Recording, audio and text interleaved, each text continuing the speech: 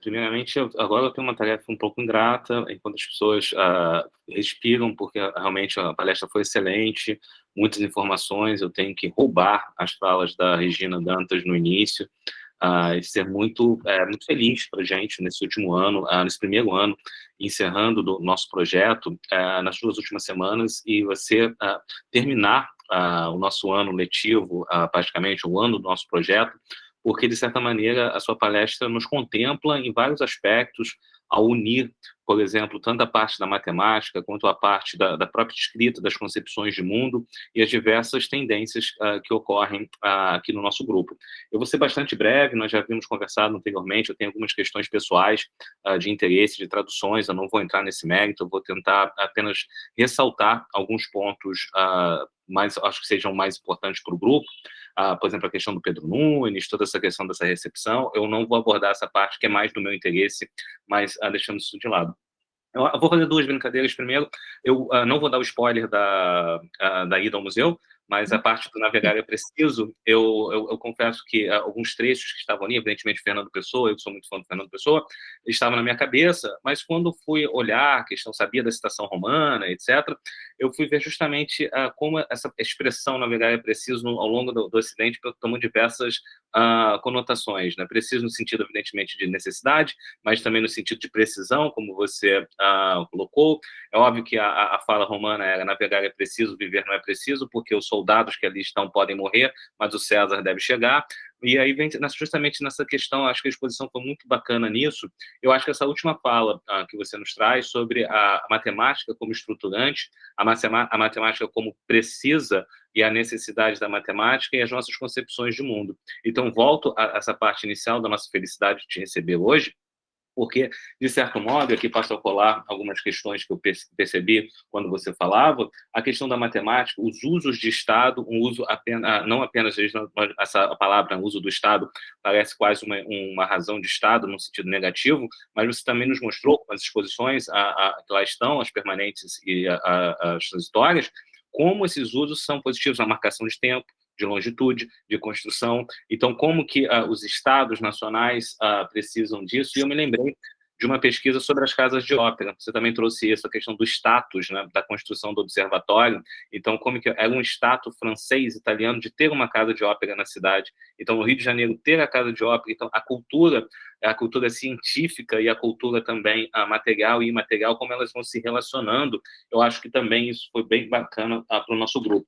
No caso específico da matemática, só apenas para relatar isso, nós sabemos que nós vamos conversar por anos, acredito, é o meu desejo pelo menos, mas um caso bem específico que você nos trouxe, às vezes despercebido.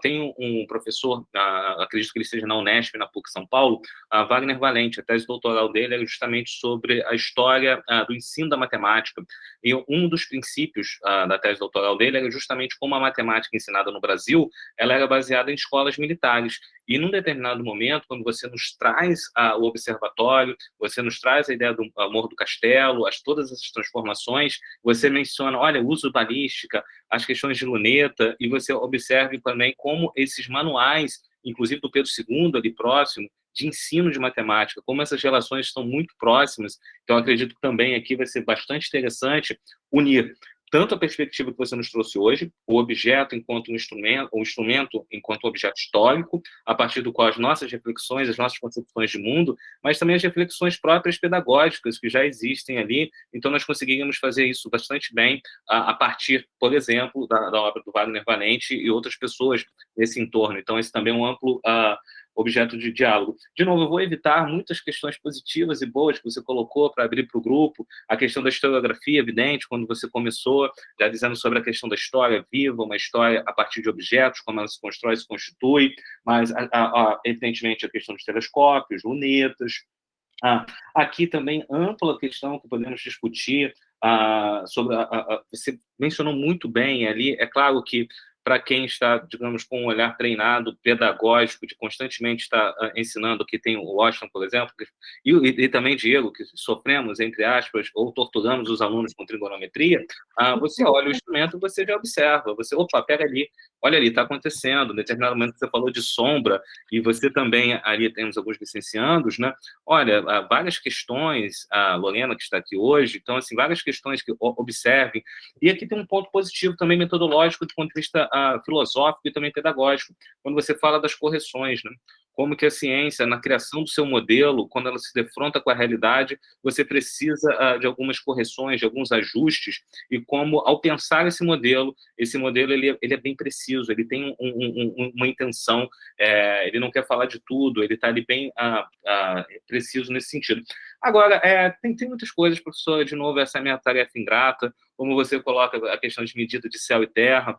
Evidentemente, você mencionou Galileu, Copérnico e todas essas transformações do ponto de vista epistemológico, que é uma área que eu tenho grande interesse, e filosófico, realmente uma grande guinada, uma grande percepção. E eu acho uma questão que você nos trouxe também, que talvez possa passar despercebido, e você mencionou isso, quer dizer, você teve essa sensibilidade, mas talvez nós não temos essa sensibilidade em muitos momentos pelas nossas questões mais técnicas.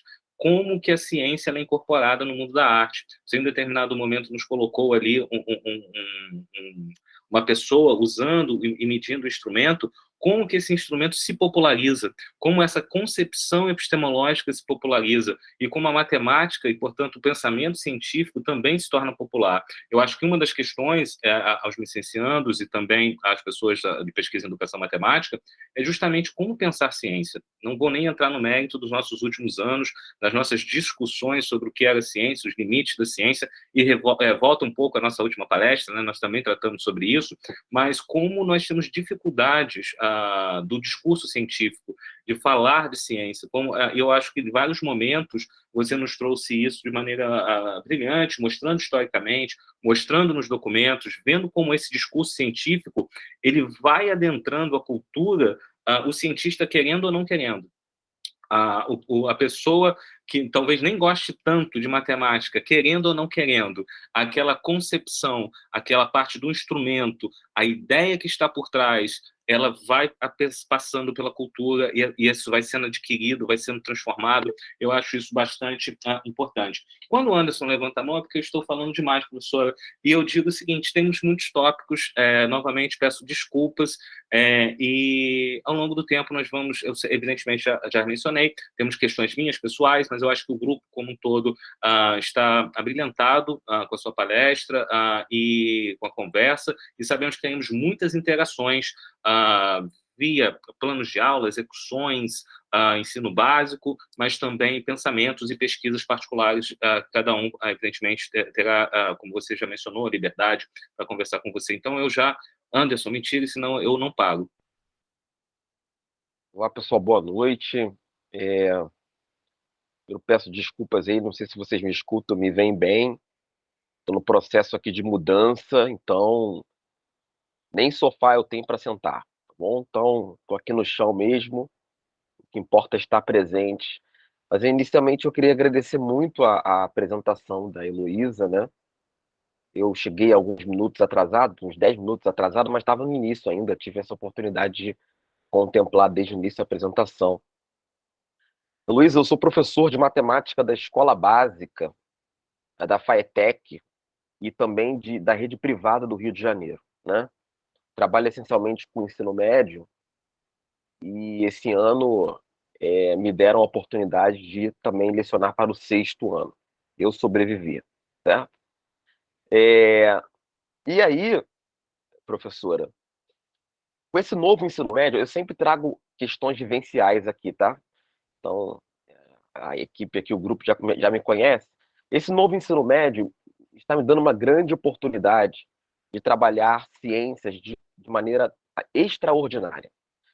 E de maneira exemplar, nós estamos percebendo a Olimpíada Brasileira de Astronomia crescendo assustadoramente no nosso país, né? Inclusive, esse ano eu tive uma oportunidade de ter uma aluna que foi premiada e foi certificada agora numa cerimônia lá em Brasília, né? E é interessante que esses temas não são abordados da maneira como foi abordado por ti, de maneira tão brilhante, em sala de aula, mas quando você toca nesse assunto com os alunos, existe nele um interesse peculiar tão grande, é algo que nasce do coração das crianças de maneira tão natural. E por que eu estou trazendo isso? Pelo seguinte, como o MAST hoje observa isso, e como o MAST hoje talvez tenha trabalhado ou busque trabalhar para tentar aproximar ainda mais esse conhecimento acadêmico, profissional tão belo, que envolve tantas áreas do conhecimento, com a escola básica, né? E vou além, né? Estudar astronomia na sala de aula é tão, às vezes, tão complexo, né? Que você olha para o céu, tanta poluição, né? Você não consegue contemplar visualmente o que você estuda no papel. Então, assim, eu queria muito, muito mesmo, entender como o MAST hoje se reconhece na sua importância nacional em relação à necessidade cada vez maior do conhecimento da astronomia estar imerso desde sempre na escola básica, né? Se existe alguma motivação institucional, se existe alguma pesquisa institucional, se existe alguma ação institucional para aproximar professores, alunos e toda a comunidade escolar desse conhecimento tão belo apresentado por ti nesse intervalo de tempo aqui conosco. E, mais uma vez, muito obrigado pela apresentação. E, Jean, eu não levantei a mão porque estava falando demais. Eu só levantei a mão porque eu estava sem o vídeo aberto e você não ia conseguir identificar o que eu queria falar, tá bom? Valeu. Professora? Bom, já, eu acho que você trouxe vários comentários, você não trouxe exatamente uma pergunta, enfim, mas vários temas que a gente pode aqui ficar conversando, né? E, assim, como uma escolha, eu queria registrar, né? É isso, né? O que normalmente a gente descola muitas ciências da cultura, e eu tenho uma dificuldade de fazer isso. É claro que a gente, às vezes, na hora que vai estudar alguma, a gente recorta um objeto para facilitar a vida da gente, senão a gente se perde, né? Mas, assim, cada vez que eu estudo mais esse objeto que a gente chama, né, de ciência, de conhecimento, dos saberes, eu cada vez mais eu entendo isso como, né, uma parte, né, da cultura humana, e aí impregnado mesmo de elementos que nem sempre a gente se dá conta, e sempre numa perspectiva dialógica. É lógico que com as suas características, né, eu acho que as ciências construíram muitos castelos ao longo, né, do tempo, então também eu acho que tem aí às vezes eu acho que isso é até uma estratégia, às vezes, né, de afirmação e separação, mas eu não vou entrar por aí, porque aí também, né, a gente vai mais um pouco, né, e assim, eu toquei muito, quer dizer, na verdade eu não toquei, eu quase que mencionei, né, eu gosto de estudar as ciências pelas práticas, pelo fazer, né, entender como se faz, menos teoria e mais assim, o que dá condição. E tirar um pouco, né? Tudo bem, o Galileu ele aponta o telescópio para o céu, que era um instrumento de guerra, na verdade, né? Uma coisa que era usada né? Não só, mas assim, para aproximar o distante, muito de uso militar. E às vezes a gente considera aquilo como um ato isolado, né? Virou a luneta e viu um monte de coisa. Ele deve ter olhado várias vezes até perceber o movimento dos satélites de Júpiter. Não deve ter sido numa olhadela, né? Então, acho que a gente tem que lembrar, e eu acho que o estudo dos instrumentos traz um pouco isso, né?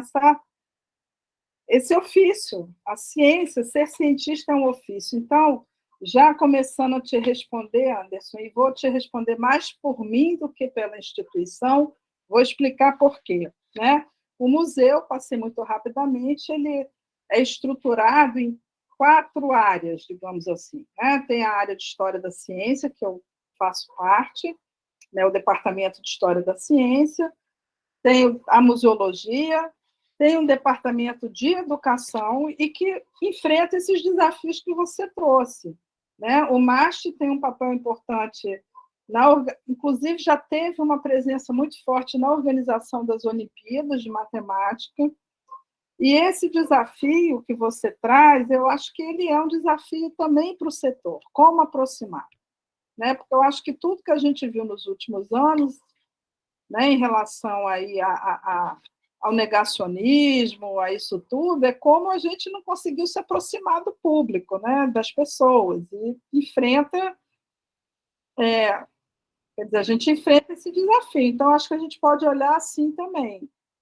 Agora, na minha forma de pensar, por isso que eu falei, eu vou responder mais por mim, do que, né, que não é o meu objeto de reflexão direto, mas cada vez mais eu acho que quanto mais a gente desmistificar o fazer científico, mais a gente aproxima, porque enquanto a gente apresenta as ciências como coisas, né, de gênios, homens ricos, a gente distancia as pessoas, porque a gente trata os cientistas como se eles trabalhassem individualmente, como se não tivesse toda uma estrutura na sociedade que permite o trabalho do cientista, seja na universidade, seja em institutos, né?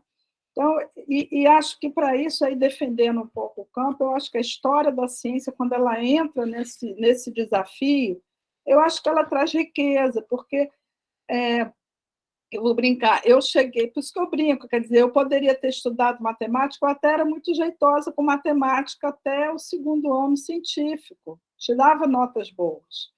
Mas aquilo não fazia muito sentido. Para que tanta fórmula? Para que tanta coisa? Para que tanta aproximação? Eu acho que a gente também aprende como se fosse algo muito... não sei, para que serve, né? Para além de fazer conta. Eu acho que a gente não aproxima dos usos. Né? O que a matemática traduz para a gente? Por que é uma linguagem? Como é? Continuo sem saber, né? Não. Mas eu acho que quando a gente começa a ver assim, esses detalhes, né? Esse trabalho mais... isso, né? Por exemplo, para eu entender um instrumento, eu não vou conseguir, nem vou tentar fazer isso agora. Mas muitas vezes, quando eu pego um papel quadriculado e começo a botar os números, eu fiquei encantada quando eu descobri por que a esfera era dividida em 360 graus. Né? Porque aí você vai ler, enfim, no livro do Valentim Stancel, um jesuíta, que vai fazer né, vai desenhar um astrolábio para dar de presente para o rei de Portugal, para o Dom Afonso. Simplesmente porque é um número que divide por tanto número, porque a matemática tem essas coisas bonitas, que é mais fácil de você fazer as divisões e calcular depois. Do mesmo jeito que o quarto de círculo, ele tem a graduação em 90, por conta do 360, mas teve um fabricante, né, enfim, um matemático, o John Bird, no século XVIII, que dividiu em 96 pelo mesmo motivo, facilitar as contas. Então, assim, porque senão você pega 90, 45, começa, é 22,5, né, que vai dar depois, né? Mas, assim, o 96 permite o que você dividir mais facilmente, e 360 divide por um monte de número, né? E a matemática tem essas coisas interessantes, né, de você. O cara está ali procurando facilitar a vida e não dificultar. Eu acho que quando a gente também mostra que as ciências, elas... Tudo bem, tem especulações que são especulações, né, que são complexas, enfim, que não são, né, que difícil às vezes traduzir. Mas eu te responderia assim, Anderson, e acho que você tem toda a razão. Tem um campo hoje lá no museu que pensa o céu como patrimônio, porque a gente já perdeu esse patrimônio. No Rio de Janeiro, não só porque já tem muita coisa nublada mesmo, né, assim, é nublado por conta do calor, mas não basta ir longe para você olhar para o céu e ver muito mais estrela do que a gente vê no Rio. Então, tem essa coisa também que vai pela poesia do céu, né? O que é ler o céu? Eu acho que uma coisa interessante, como outras populações leem o céu, marca calendário, né? Esses posicionamentos, enfim, acho que tem 1000 caminhos para aproximar. Eu acho que o desafio é aproximar. E depois ensinar alguma coisa do conteúdo, que já pescou, né, a pessoa, mas, enfim. Não sei se Antes de passar a palavra para a professora Bárbara, alguns comentários. O Fábio, justamente corroborando a fala da professora Heloísa, colocou um link sobre os motivos da divisão em 360, incluindo o nível de divisores, as questões da base 60 e assim por diante. Mas também... Desculpa. Está no chat? Botou no chat? Eu vou pegar no chat. Isso, colocou aqui no chat.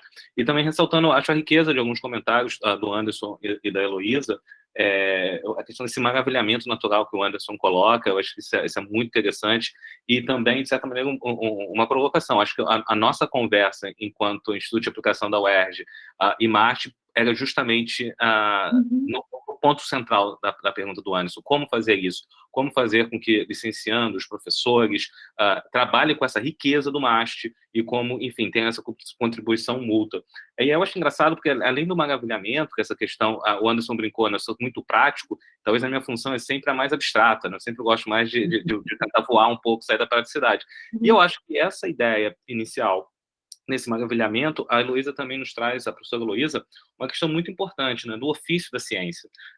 Dizem, né, que o Hegel falava que a filosofia sempre que vem depois, né, ela é lenta, então ele tem todo um processo de entendimento do que seja a filosofia e ciência, e a ciência também, né, ela tem esse maravilhamento, e esse processo de construção da teoria científica, ela é lenta, ela faz o confronto da realidade. Eu acho isso também riquíssimo, e concordo plenamente com a professora Heloísa. A história das ciências, as histórias das ciências nos ensinam essa riqueza institucional, essa ciência feita pela coletividade, que não existe um gênio de gabinete, não existe uma situação meio lá falso de Goethe, né, que a pessoa está isolada, sozinha, e o Mephistopheles vai aparecer e tudo vai ficar claro, enfim, mas é uma ciência do ponto de vista social, humana. Eu acho isso muito importante, eu acho que é uma perda também significativa disso. Só que eu achei que esses pontos do diálogo de vocês, esses pontos foram muito importantes, eu queria fazer essa ressalva. Professora Bárbara. Oi, gente, boa noite. Eu estou de cabeça para baixo. Nossa, agora me achei. É que eu estou no celular, o professor Anderson está de mudança e eu estou pintando a casa. Aproveitando o recesso antecipado. Vou fazer, né? Gostei muito, professora, gostei muito da sua palestra, né? Eu não sou matemática, eu devo ser uma das únicas da área que, né, tirando a senhora, que não é formada em matemática. Minha primeira formação é em arquitetura, então a gente usa demais esses instrumentos, né? Nos estudos de topografia, e são instrumentos muito próximos, né? E, assim, essa fala de que a gente deve aproximar o conhecimento do que é a aplicabilidade dele, eu acho que é essencial e que são discussões que eu faço constantemente, porque eu estou no departamento de matemática, mas eu sou professora de desenho geométrico. Então, esses instrumentos são tudo. O meu chefe aí, Jean, está rindo. Ele está rindo porque, assim, a maior parte dos matemáticos, né, hoje, na formação deles, não sabe usar esses instrumentos, não sabe como esses instrumentos eles podem... A Jean está rindo, né, porque eu sempre tenho uma brincadeira com ele assim, dele fazer a circunferência com um instrumento muito próximo do que você mostrou, que é hoje chamado o transferidor, né, que são os ângulos assim até 180 ou 360 graus. E ele continua usando o transferidor para fazer uma... Estou dedurando. É um uso pedagógico devido ao tempo que se tem de dar aula de trigonometria. É muito mais simples, mas tudo bem, eu concordo, eu mereço esse puxão de orelha e já pedi à equipe de desenho que me ensine a fazer de maneira mais eficaz. Pois eu uso barbante, cara, tu tá na minha frente, eu uso barbante. O barbante não é um instrumento de precisão como o compasso, né? E outros tantos instrumentos como os softwares que hoje a gente tem, que são instrumentos, né, de precisão maior, né?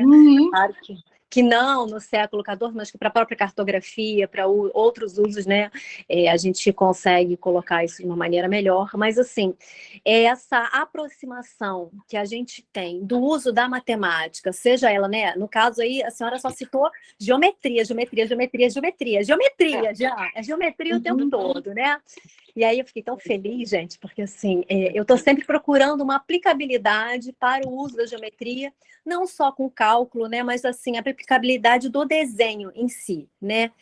Que nas aulas da gente lá, a gente não usa cálculo, em desenho geométrico a gente não usa o cálculo em si, a gente usa a matemática de uma forma construtiva apenas, né? Então, estou sempre buscando isso aí, achei interessantíssimo e eu tento levar para os alunos assim essa parte assim, onde é que a gente aplica a geometria aqui e ali, e infelizmente, né, como o professor Anderson falou assim, a gente não tem o céu no Rio de Janeiro para poder mostrar e poder demonstrar para os alunos, né, o que é, porque hoje eu chego aqui no meu condomínio, olho para o céu, eu mal vejo a lua, né? Enfim, aqui no Rio é esse caos, assim, mas assim, achei muito interessante a questão dos jesuítas, né? Como eu trabalhei com planejamento urbano há muito tempo, então assim, eles quando vieram para cá, eles foram os primeiros arquitetos, foram os matemáticos, né, construtores, baseado nessa questão da geometria. Então, assim, obrigado, Jean, por ter me convidado, né, para essa palestra. Achei interessantíssimo diante das nossas conversas, assim. E é essencial essa questão aí de como a gente leva hoje e aproxima esse saber científico, né, da divisão da circunferência em tantas partes. Gente, eu divido a circunferência só com compasso, tá, Jean? E aqueles instrumentos, tipo o astrolábio lá que ela mostrou, é bem parecido até. E como a gente pode aproximar hoje o estudante desses outros conhecimentos para levar ele lá para frente? Que não sejam apenas cálculos, como a senhora falou, assim, cálculos por cálculos, que depois a gente não vê assim, meu Deus, para que eu estou aprendendo isso, né? Claro que tem um fundamento, óbvio, mas assim, qual é a aplicabilidade disso aí? Que hoje os nossos alunos, Anderson, né? Você deve ter percebido isso também assim no sexto ano, eles querem uma coisa prática, para onde a gente vai levar isso aí? Para onde, o que a gente está ensinando para eles? Porque eles têm informação, muita informação que eles não absorvem, né? Uma informação muitas vezes de muita qualidade, eles podem acessar qualquer museu hoje, né? Principalmente depois da pandemia, muita coisa assim, mas eles não sabem como usar essa informação. Por quê? Porque em sala de aula a gente também não faz isso. A gente simplesmente reproduz, olha, eu vou dividir a circunferência em 12 partes congruentes. Tá, e daí? Para que serve isso? Olha, isso serve para astronomia. Olha, isso aqui serve para aplicação de uma cirurgia plástica. Olha, isso aqui serve para outras coisas, tantas outras coisas, né? Porque eu tenho amigos cirurgiões plásticos que também usam compasso. Nas suas cirurgias e tudo mais. São instrumentos extremamente relevantes. Então, assim, eu acho que essa aproximação, ela vem de nós mesmos, assim, dessa transdisciplinaridade, né, e essas conversas tão necessárias aí, e agradeço você, Jean, por ter me convidado para essa palestra, né, porque eu fico feliz, assim, de que eu não estou sozinha nesse caminho, assim, de querer entender, querer levar, e querer levar as crianças mais à frente, né, porque esse é o intuito da gente na educação básica, eles irem para uma graduação e poderem serem cientistas, né? Não só aquilo ali da medida do serviço, do prático, né? Do imediatismo, né? Mas do pensar aquilo ali para frente. Olha, muito obrigada, gente. Eu vou desligar a câmera para vocês não ficarem me vendo mais pintada, tá? Obrigado, Barro. Professora Luísa, antes que eu faça uma defesa da matemática via Platão, por favor. Não, por favor, pode fazer. É porque eu não alcanço. Aí tem que voltar um pouquinho aqui para aquilo que... Não, eu acho que é a mesma coisa, né? São comentários e até juntar duas coisas, né? Esses objetos, esses artefatos, eles foram muito usados também, viu, em contexto de ensino e divulgação do próprio conhecimento no 17, no 18, né? Eles são muito ricos nisso, né? Então, eles abrem vários campos. E uma coisa que você comentou, Bárbara, que também acho interessante, Isso tem também uma historiografia que explora isso, essa coisa do... Você comentou, né? Você chama cientistas hoje, dá um objeto na mão deles, eles não têm a menor ideia nem como manipula, nem como usa, nem o que faz. O astrônomo hoje fica no computador recebendo dados. Né? O calculista hoje é o computador. Tudo bem que alguém faz alguma coisa, não estou dizendo que os computadores, né, tomam lugar, mas é isso, né? As observações hoje chegam com dados, né? Grandes telescópios espalhados pelo mundo, em alguns pontos privilegiados, e isso chega já em forma de números. Então, acho que essa coisa também dos estudos históricos desses objetos trazem também um saber fazer que está perdido, uma coisa da cultura dos ofícios também, né? E desses objetos que você está falando, você está falando agora, eu estou lembrando, lá na exposição a gente tem um estojo matemático, porque sem os transferidores e os compassos, muitas das coisas que eu falei aqui não são transportadas, né? Então é isso, está ali. Nas navegações também você tem os objetos, tem lá, compassos de ponta seca, papelzinho que você vai. Então, é interessante porque permite, né, também você traduzir aspectos mais assim, macros, né, até com um pedacinho de papel. E isso é interessante, essa proporção. Né? Como é que você transporta o dado para um papel? Né? Então, e aí, assim, é um conjunto de saber que está embutido. E isso que você fala, Jean, também tem uma colocação de um... Eu vou falar sempre de autores ligados a instrumentos científicos e que eles me facilitam a vida porque eu fui tentar entendê-los, né? Que eles falam, inclusive, que o instrumento tem um potencial, dependendo de quem o usa, de materializar as especulações matemáticas dos filósofos. Então, assim, quando eu falo isso, eu não acho que esteja descolado, né? Mas eu acho que, assim, é até pelo contrário, eu acho que a teoria ela está muito vinculada a uma prática que alimenta a teoria, que alimenta a prática, é uma coisa mais dialógica. Agora, eu acho que é mais nesse sentido que eu coloco, né? Essa coisa assim, do fazer. Claro que você tem, enfim, é muito difícil, quer dizer, você não, porque tem um lado que é da curiosidade humana, que não é para traduzir exatamente, senão a gente pega a ciência também, daqui a pouco coloca num campo, numa gavetinha muito utilitarista. Eu acho que a gente tem que ter esse cuidado, né? Uma vez eu fui provocada nesse sentido. Né? Assim, enfim, quando eu estava estudando os médicos holandeses, Regina, lá atrás, né? Essa coisa da relação deles com a expansão ultramarina, e aí eu falei toda empolgada, e aí o professor me perguntou, e o engenho humano fica onde? Eu tomei aquele susto, porque eu acho que tem esse aspecto também da ciência como uma arte no sentido da criatividade humana. Eu acho que, né, e aí você, né, tem também uma... Então, assim, como tanto que esses instrumentos, em algum momento, quando eles estão... Porque aí, assim, uma das coisas que eu aprendi também, e acho que isso ajuda, né, Bárbara, no que você está falando, é o uso dele. Eu não posso chegar e falar assim, um quadrante é um instrumento astronômico. Talvez, ele pode ser usado na topografia, ele pode ser usado como um símbolo de alguma coisa, se está numa obra de arte, como um enfeite, como um ornamento. Então, assim, tem um grupo que chama, por exemplo, quando você... Tem toda uma discussão do que caracteriza um instrumento científico, e tem aqueles que o caracterizam quando eles são instrumentos filosóficos, quando eles, de alguma maneira, ajudam também a materializar, não é materializar, não é dar concretude, mas quando eles estão muito ligados às especulações filosóficas sobre os fenômenos, né, da natureza, físicos, enfim, aí tem... Então, acho que é interessante essa sua colocação, porque eu acho que a gente tem que ter esse cuidado também para não... E outra coisa também, Bárbara, que você falando, que eu acho que é muito legal também, é que esses objetos, de alguma forma, também eles podem nos ajudar a contar uma história da precisão. O que é preciso hoje para a gente é 1/1000 de segundo, ou sequer quantas partes mais se consegue dividir. Né? Eu sei que para vocês vai ao infinito, né? Mas, assim,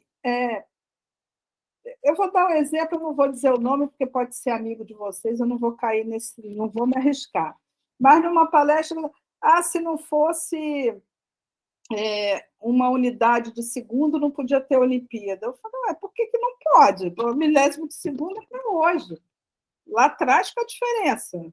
Hoje a gente sabe quem ganha natação porque o cara encosta a mão ali, porque ninguém vê mais a...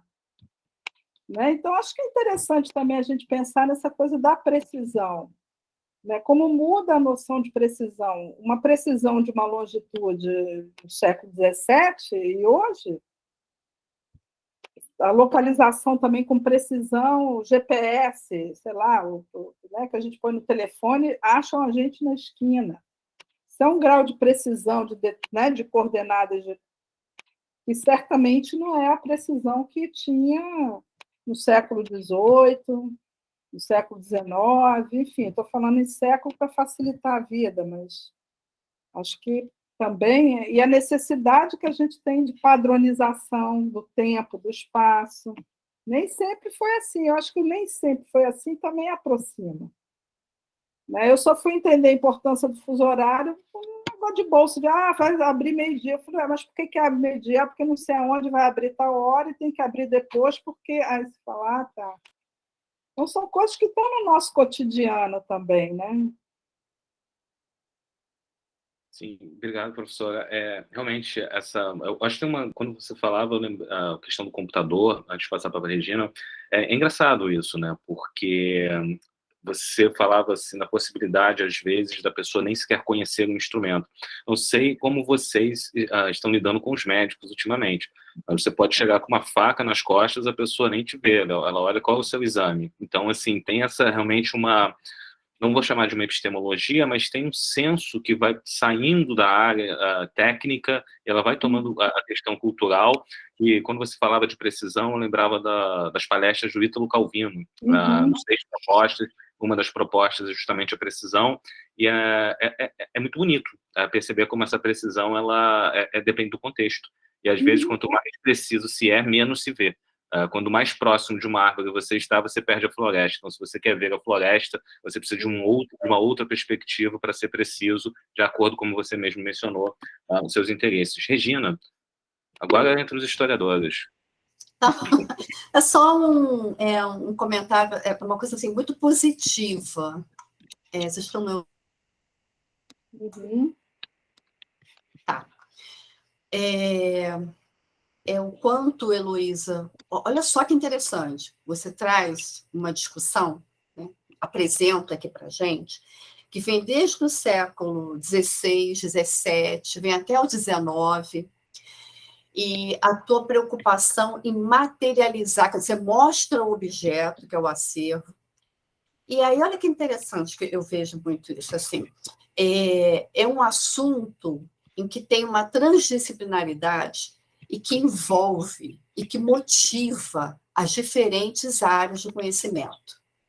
Então, eu fico percebendo aqui ao longo desse ano, de todas as discussões, de todos os temas que nós trouxemos, a curiosidade é o que ganha, né, em relação a tudo que já foi apresentado aqui. Mas você está trazendo a história das ciências, e é tão transdisciplinar, e é tão motivadora, que aí todo e qualquer perfil aqui, que está nos acompanhando, se sente motivado, de alguma maneira, né? Ou em relação a algum assunto que já ouviu, ou que conhece, ou que já escutou, ou até mesmo fazer com que isso se torne um tema da sua aula, da sua sala de aula, digamos assim, né? Então, aí eu vejo, que até o Jean falou, sobre uma tela que você postou, em que você apresenta ali a ciência e a arte, né? Os instrumentos, você coloca assim, em linhas gerais, os instrumentos de medição, traz o teu acervo, e até mesmo você pode pensar assim, nossa, num público como esse, de que maneira isso vai atingi-los? É tão impactante, Luísa, é tão impactante. Por quê? Porque já foi aqui anunciado que tem uma carência muito grande de uma discussão nesse sentido para os alunos. Então, nós ficamos aqui esse ano, sempre entre uma discussão e outra, vem a questão do papel da matemática, por que da matemática, a relação da matemática com o cotidiano, até mesmo com a educação. Nós já tivemos seminários daqui que misturava a matemática com outras áreas do conhecimento, e a discussão é sempre essa, assim, uma preocupação de como aproximar. Mas quando você traz o MAST, é muito enriquecedor para não só motivar quem está aqui assistindo, como alguns alunos daqui, porque tem alunos aqui que estão nos ouvindo e que eles têm uma facilidade assim, inevitável de ir para a história das ciências. Eles sentem a necessidade de explicar o porquê que isso funciona, como é que foi nesse sentido, ao invés de chegar na sala de aula e apresentar, digamos, a fórmula propriamente dita. Então, de tudo que foi discutido ao longo do ano, eu posso garantir que sempre, se fosse fazer um levantamento de todas as áreas de conhecimento que passaram por aqui, até mesmo a Bárbara falando da arquitetura, o quanto a história das ciências, no plural, o quanto ela abraça, toda, né, o quanto é transdisciplinar isso, o quanto motiva e o quanto, Heloísa, está valendo a pena, viu? Está valendo a pena, Às vezes você pensa assim, nossa, e a matemática, eles estão todos aqui, a cabeça fica a mil, pensando de que maneira eles podem absorver isso. Eu participei aqui de seminários de alunos aqui, do Jean, alunos que estão aqui, e uma que não está, acho que é a Luzia, enfim, que falam dos assuntos, que falam, tem uma também que eu esqueci o nome, que estava falando sobre a música também, do quanto eles têm a necessidade de misturar essas áreas de conhecimento de uma maneira assim, prazerosa, para nós, para os alunos, isso vai motivando, isso é uma coisa assim, infinita, né? Para falar mesmo. É incrível. Então, eu queria pontuar isso com você, dessa tua preocupação da materialização, quer dizer, o quanto isso vale a pena, viu, Luísa? Sempre. Obrigada. Ser o objeto, porque aí você vai falando, aí quando você mostrou o objeto, a gente conseguiu, poxa, entender, caramba, você tem esse objeto no acervo do MAST, aí fica claro aqui o papel do museu, fica claro a questão não só museológica, e pronto, falou, acabou, champalhar, acabou. Falou a palavra mágica. O papel do museu, o papel da educação museal e o papel dos pesquisadores, o que os pesquisadores fazem numa instituição como essa. Então, isso é muito motivador. É isso, Heloísa, você, por si só, você aqui sozinha falando, eu fiquei assim, nossa, mas que interessante, com as outras pessoas já participando, né, Jean? E queria falar um pouco também, porque você traz a poesia, traz esse desafio de aproximar, são tantas questões que daria para nós ficarmos conversando aqui, mas eu queria te deixar claro isso, do quanto está valendo a pena todo esse trabalho do pesquisador que se encontra nessas instituições. Eu já passo a palavra, já me sinto contemplada. É só um comentário, viu, querida? Obrigada. Imagina. Professora Luísa, gostaria de comentar alguma coisa? Não, eu acho que, assim, então eu não sei se a Maria vai para esse caminho, né, Regina, mas, assim, eu fui chamada para falar de um objeto lá do Museu Histórico Nacional, que é aquela bússola bonita que, no final, eu passei. E aí descobri que aquela bússola é tipicamente portuguesa, mas, enfim. Eu acho que esses objetos, a gente tem que pensar que eles podem e devem ser o objeto de produção do conhecimento, não só objetos que estão ali como relíquias, como alegorias, eles podem ser usados como alegoria também, né? E aí eu acho que, assim, como a gente tem que defender a pesquisa dentro de um museu, não do ponto de vista que são pesquisas importantes, às vezes ligadas a projetos específicos de montagem de uma exposição, mas a pesquisa como produção de conhecimento novo sobre, porque eu acho que isso traz um potencial para esses acervos muito grandes, né? Muito grandes. Mas, enfim. Você vê que aqui o Anderson, e todo mundo que está aqui fala assim, nossa, eu tenho que ir lá no MASH. E o propósito é esse. Vamos marcar lá uma hora, né, João? É isso. Exatamente. Iremos.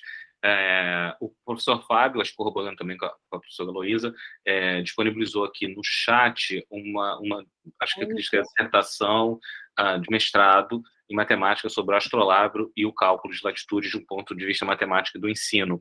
Então, realmente, corroborando em diálogo com a fala da Regina, com a fala da professora Heloísa também. Não, inclusive, eu acho que assim, de vez em quando, Fábio, você está colocando, eu não vou lembrar agora, mas de vez em quando eu vejo, esses textos me ajudam muito também. Alguns, assim, que pegam o objeto e falam, o potencial do quadrante no ensino de matemática. Eu acho que tem uma...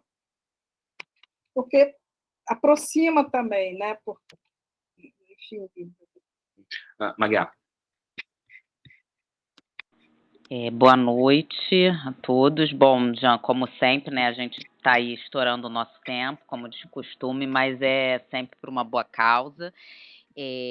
Heloísa, professora Heloísa, eu agradeço muito a tua palestra, agradeço o Jean também por essa oportunidade, né? Eu sou uma pessoa da área de História das Ciências e, além de tudo, né, atualmente estou no Museu Nacional já há alguns anos, e então, assim, tem algumas questõezinhas, eu vou tentar ser o mais breve possível, mas eu acho que também é bem importante a gente atacar aqui. Uma é ver, né, observar imediatamente o início da tua apresentação e identificar muito essa questão das instituições, né? E aí eu acho que é bem legal a gente trabalhar isso aqui também no grupo, porque nós temos um acervo, né, dentro da cidade do Rio de Janeiro, acervo em termos de instituição, de conhecimento, de pesquisa, que é maravilhoso. E ouvindo a tua palestra, né, é o que eu sinto com o Museu Nacional, obviamente, e vendo a tua palestra, eu identifico muito isso, né, como as instituições são irmãs por passarem por processos similares, por terem uma história.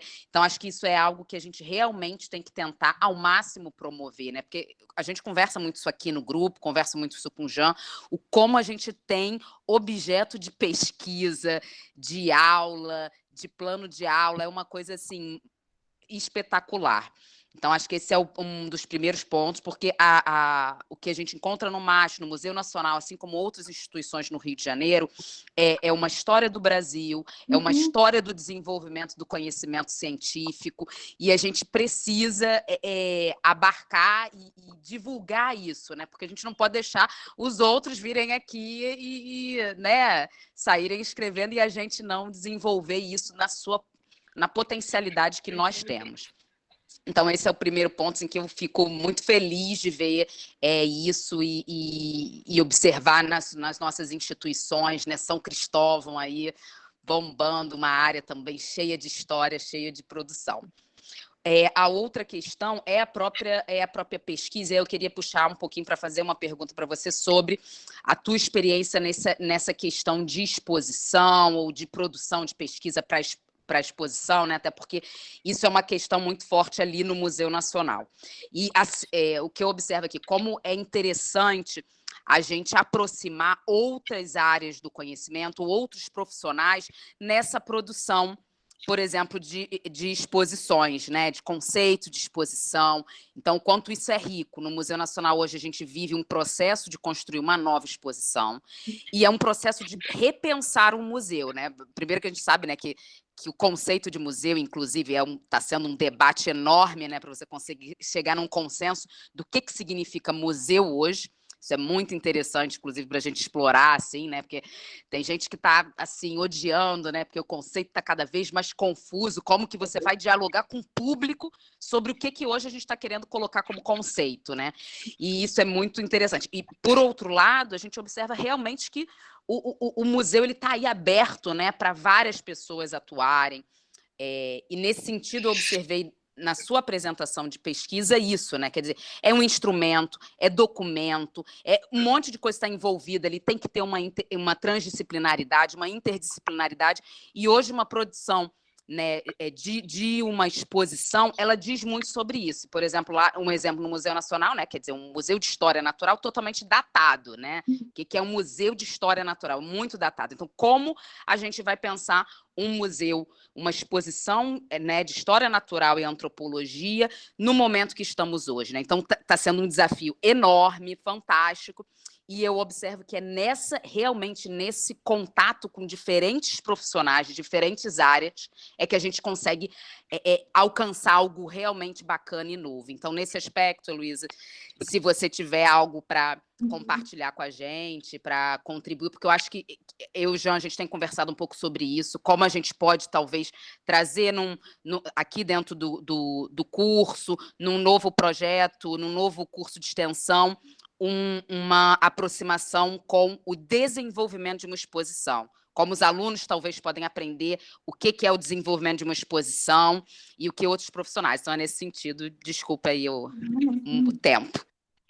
Não, te agradeço, Maria. Vou começar pelo final, né? Essa coisa assim do museu. O que é um espaço de museu hoje? Porque também isso me intriga muito, né? Embora que é isso, né? Tanta coisa que a gente fala, bom, mas o que é? Tem que ter acervo? Não, mas tem museu que não tem acervo, tem museu que constrói identidade, mas que identidade eu vou construir? Enfim, uma série de elementos.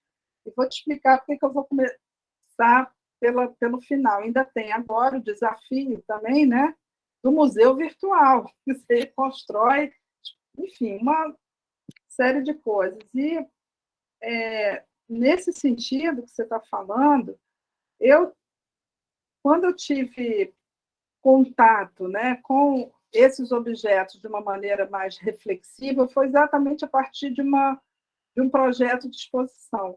E aí eu acredito que a pesquisa para uma exposição ela pode ser muito específica, mas ela pode trazer questões também, porque eu acho que você tem razão, eu aprendo muito. Né? E tem uma ideia que eu acho que eu já cheguei a comentar com o João muito rapidamente, mas que a gente pode até pensar no desenvolvimento de um projeto. Eu tinha muita vontade de fazer alguma coisa cujo título, na minha cabeça, é a matemática dos instrumentos. Porque eu acho que isso é um campo que a gente pode, e que tem a ver com isso que você está falando, porque a pesquisa para uma exposição ela pode ser feita a partir da busca de informação que está disponível, que não é um problema, e acho que é um desafio também, não estou querendo qualificar, mas ela pode ser também uma pesquisa mais assim, profunda num tema, né? De como você pode, a partir do objeto como um documento, explorar coisas que nem sempre estão ali como um dado primeiro, né? Que você consiga retirar. E acho que os museus, de alguma maneira, isso é uma coisa que no MAST eu falo muito, né? Mas, enfim, tem lá... eu acho que tudo que é o potencial, ele também é o desafio, né? Essa potência de você poder colocar diferentes profissionais trabalhando num projeto, isso é muito rico, mas, de vez em quando, a gente cai em disputas completamente malucas também, né? E assim, porque a interdisciplinaridade ela é um grande desafio. Eu não sei se a gente... Eu defendo, eu acho que é isso mesmo, mas, às vezes, tem uma... Né, como é que a gente coloca esses profissionais que já estão dentro do museu numa perspectiva mais de um diálogo e buscar esses pontos, né, que podem gerar uma... Enfim, e chamar pessoas de fora também. Eu acho que isso é outra coisa importante. Às vezes você está envolvida com um projeto, por exemplo, se eu quiser levar adiante no MAST esse projeto, a matemática dos instrumentos, certamente, em algum momento, eu vou precisar de profissionais que me ajudem a ver, inclusive, a matemática. Porque a gente tem um previsor de marés. Dizem que é um computador mecânico, um dos primeiros. Que é isso? Eu não sei como é que é o funcionamento, a gente vai lá perto dele, eu vou pegar informações o dia que a gente for... Né? Já que eu trouxe ele aqui. Mas é um instrumento importante, previsor de marés para controle a partir do Rio de Janeiro, do observatório, das entradas e saídas de portos do Brasil, né? Enfim, não só do Rio, mas de outros lugares, porque ele recebia as informações, você põe lá, não sei quais são as informações que são colocadas, mas é uma tabulação lá de informações que aí faz a previsão da maré, com horário, etc, etc. E é um objeto belíssimo também. Ele é um tipo que você pode pegar só pelo estético, ele é bonito. Você olha, ele é bonito, não precisa de nada. Mas tem essa... E que é outra dimensão do instrumento também, né? Mas, enfim, de outras... Eu acho que isso que você traz é um desafio cotidiano, porque... E as exposições, eu acho que elas são um lugar de excelência que o museu pode estabelecer diálogo com o público. E aí a gente tem que estar o tempo todo também se inventando, reinventando, buscando, né, saídas, enfim.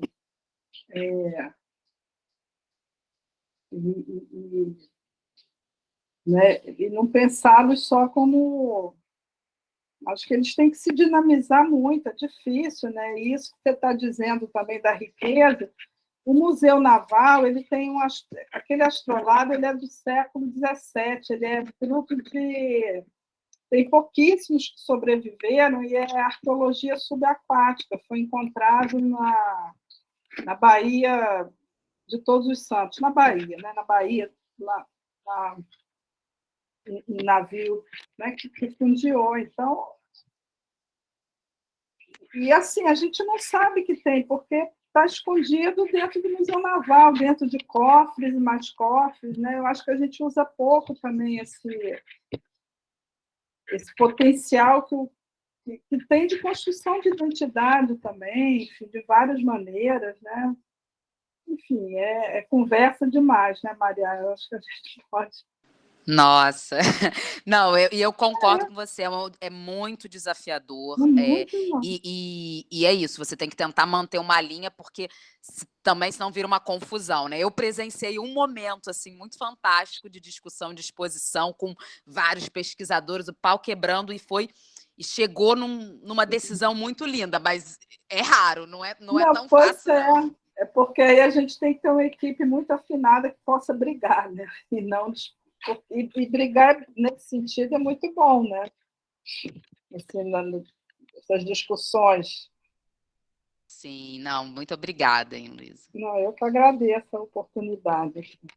Já anotei várias coisas também aqui que eu vou ficar... Que bom.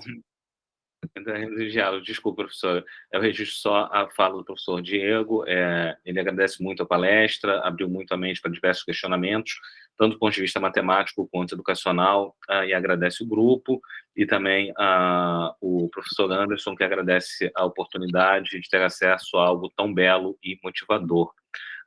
Não existindo outras perguntas, estamos abertos, caso vocês queiram, nós nos encaminhamos para o final. Novamente agradecer a professora Heloísa.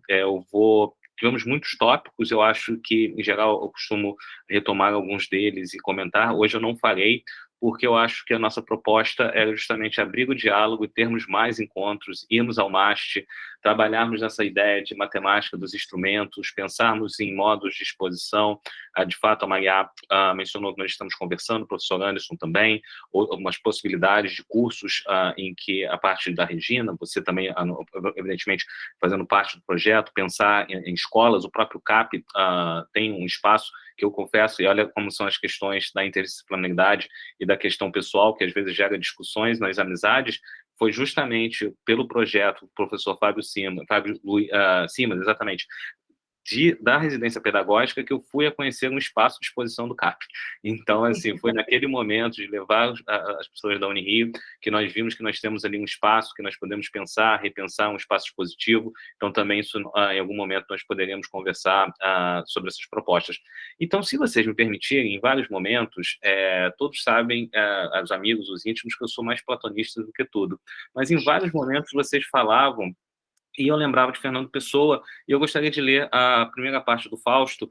Todos falaram também de casas, de problemas de casa, alguns livros são todos encaixotados, então eu teria que recorrer aqui ao Google, e ele diz assim, no primeiro tema do Fausto, que é o mistério do mundo: tudo é símbolo e analogia, o vento que passa, a noite que esfria, são outra coisa que a noite e o vento, sombras de vida e de pensamento. Tudo que vemos é outra coisa. A maré vasta, a maré ansiosa, é o eco de outra maré, que está onde é real o mundo que há. Tudo que temos é esquecimento. A noite fria, o passar do vento, são sombras de mãos cujos gestos são a ilusão madre desta ilusão. Então, terminamos com Fernando Pessoa e deveria ser o silêncio, mas boa noite a todos, a todas, agradeço novamente, muito obrigado, Luísa, muito bom mesmo, agradeço. Eu que agradeço. Muito Boa bom. noite. Luísa, Boa noite. obrigado. Boa noite. Boa noite. Obrigada. Boa noite. Boa noite. Boa noite.